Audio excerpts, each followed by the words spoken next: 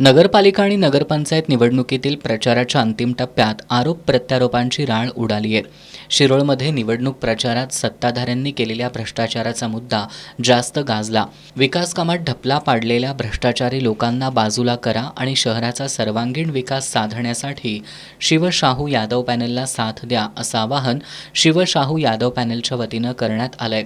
पंचायत समिती सदस्यपदाचा राजीनामा दिलेल्या योगिता कांबळे या शिवशाहू यादव पॅनलच्या नगराध्यक्ष पदाच्या उमेदवार असून त्यांना या निवडणुकीत मतदारांची सहानुभूती मिळत असल्याचं पृथ्वीराज यादव यांनी सांगितलं। गेले 10 दिवस आम्ही जनसंवाद यात्रेच्या माध्यमातून शिवशाहू आघाडी प्रणित यादव पॅनलच्या वतीनं प्रत्येक प्रभागामध्ये आपले प्रत्येक प्रभागात दोन्ही उमेदवार नगराध्यक्ष पदाचे उमेदवार आणि मी स्वतः प्रत्येक घरोघरी जाऊन लोकांशी संपर्क साधत आहे। लोकांच्या अडीअडचणी, लोकांच्या समस्या, लोकांचे भविष्यातील असणारे गावाचे प्रश्न हे सगळे आम्ही जाणून घेत आहोत। आणि जाणून घेत असताना लोकांचा आम्हाला अतिशय प्रचंड प्रमाणात चांगल्या प्रमाणात प्रतिसाद आहे आणि लोकांचा आमच्या यादव पॅनलवरती पूर्ण विश्वास आहे।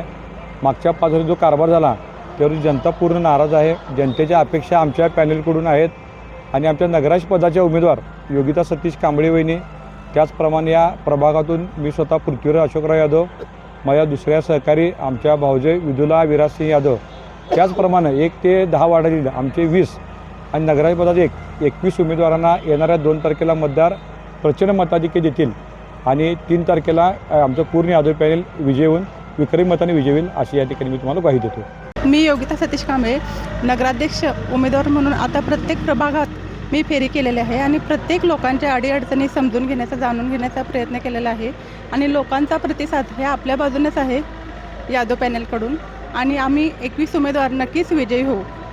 आमचा शिरोळगावचा स्वच्छ आणि पारदर्शक कारभार करण्याचा प्रयत्न करणार आहोत। शिवशाहू यादव पॅनलनं प्रचारात मोठी आघाडी घेतली असून त्यांना मतदारांचा उत्स्फूर्त प्रतिसाद मिळतोय। आमदार सतेज पाटील, माजी खासदार राजू शेट्टी, ज्येष्ठ नेते गणपतराव पाटील, पृथ्वीराज यादव, शेखर पाटील यांनी नगराध्यक्ष पदाच्या उमेदवार योगिता कांबळे यांच्यासह नगरसेवक पदाच्या उमेदवारांसाठी कोपरा सभा, पदयात्रा काढत मतदारांशी थेट संपर्क साधण्यावर भर दिलाय।